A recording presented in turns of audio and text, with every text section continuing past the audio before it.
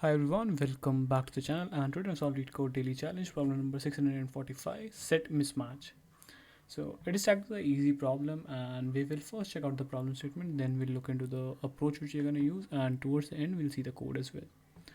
So starting with the code, it says uh, you have set of integers s which originally contains all the numbers from 1 to n. Okay. Unfortunately, due to some error, one of the number in S got duplicated to another number in the set, which results in repetition of one number and loss of another number.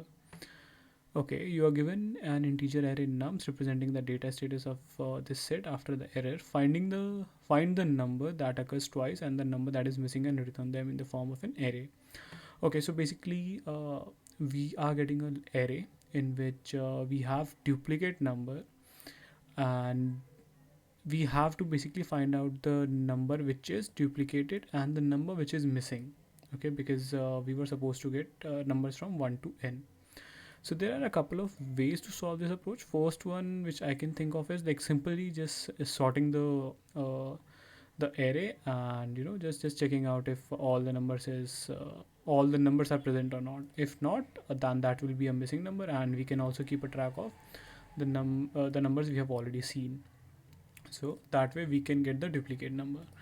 But what I'm going to do is I'm going to use a approach with hash map, in which we will be using a dictionary to hold the number of occurrences of each character or each number. So let's check out the approach.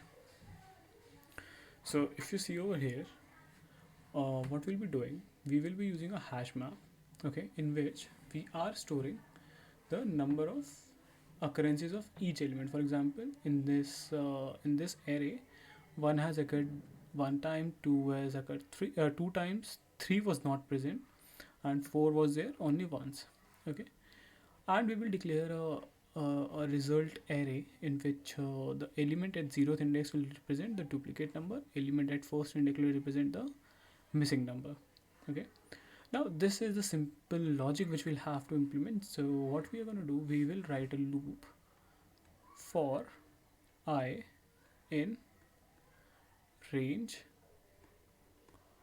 1 to n plus 1. Okay, so this will be the loop which we'll have to write, and we will just simply check if the element is present in the dictionary or not. If not, then we will add that in the missing number. If the number of occurrences is 2, then we will simply add that in the duplicate number position in the resultant array, which is this one. Okay, so this is a simple approach which we'll be using.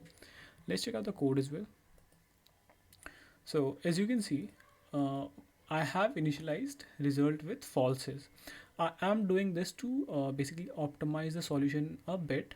So what I'll explain you why I have used false over here. And next is we are just counting the number of occurrences of each character using each number using the counter method, and we are storing that in the hash map variable. Now we have run a loop from 1 to n plus 1, in which we are checking.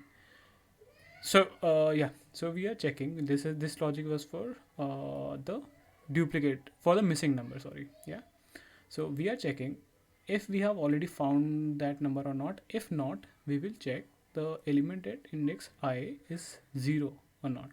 Okay, if it is 0 and we have not found the number yet, we will say that okay, now I have found the missing number.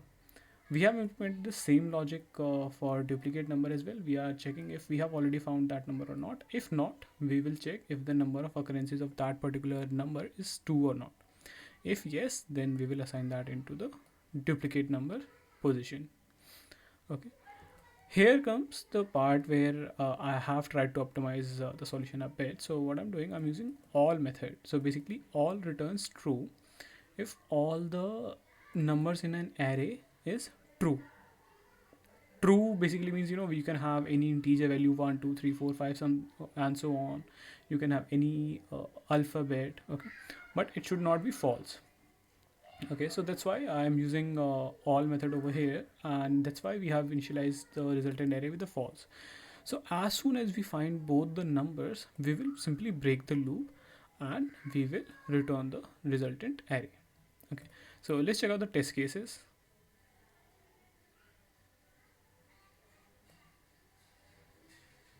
So as you can see, the test cases got clear. Let's submit it for further evaluation again.